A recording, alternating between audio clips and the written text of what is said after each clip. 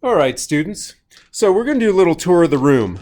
Obviously, we're trying to be efficient so that you can get some stuff, get some information, so that when you come in, you are ready to roll, since you will not have that much in-person time at this time. This is a pug mill. Its name is Peter. It has an auger on the inside like this. And by the way, I'm going 8 minutes tops on this, just so you know. This machine mixes our clay.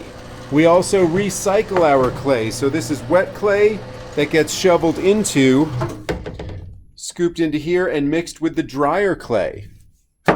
We close it, we hit mix. So it basically turns backwards, mixes. Then when we hit pug, it comes out. This clay is our usable clay for the class, which you will get from this can each time. If there's no clay in this can, we will take out new boxes of clay. That's sort of like baking cookies, making your own cookies, or buying cookies. So, I know, pleasant, hashtag satisfying. So, here's our clay coming out.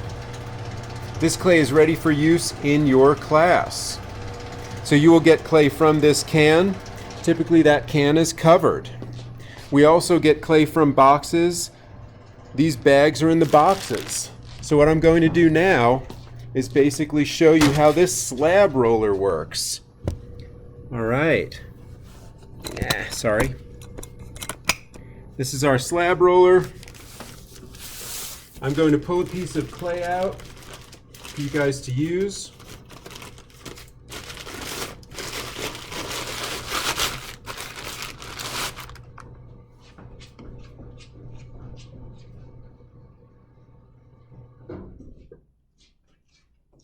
When we cut our clay, we use a wire tool.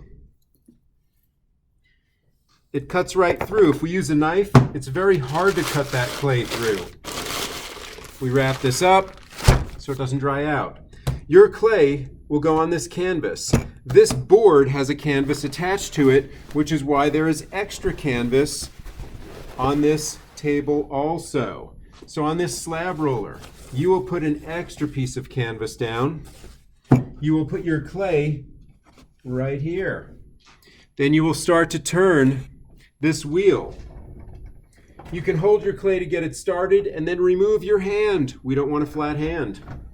This is going to pull against your clay. We want canvas, clay, canvas. We don't want the clay touching this steel drum.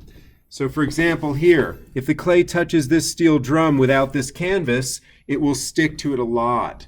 So this canvas goes off. We roll the drum back without the canvas and then pull the canvas back again. You can see that this canvas is starting to get a little bit wet. The more students that use this, the wetter it gets. And then it will start to stick.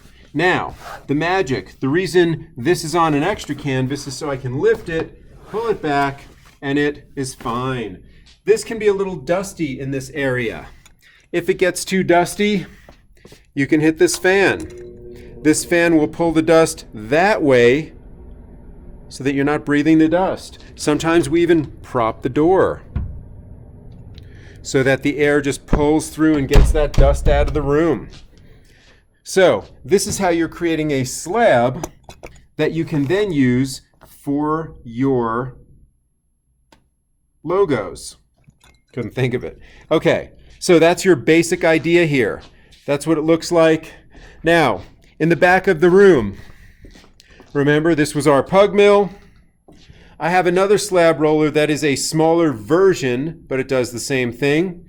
I also have another slab roller over here. So there's 3 in the room. This one is height adjustable.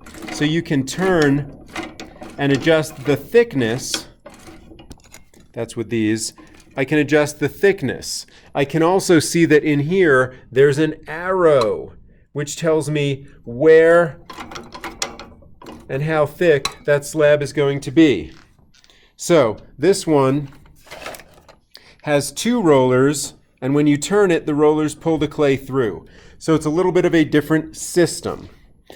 So that's kind of your clay, sorry to make you dizzy, your clay in a nutshell. Any clay you don't use, you will unlatch and put in this machine. So basically, you take a bunch of clay, you don't use it, you throw it back in. Then after class, I will put a scoop, yum, of clay. That's wet clay. And I will close it and mix it, and then it will be ready for the next class. Thank you.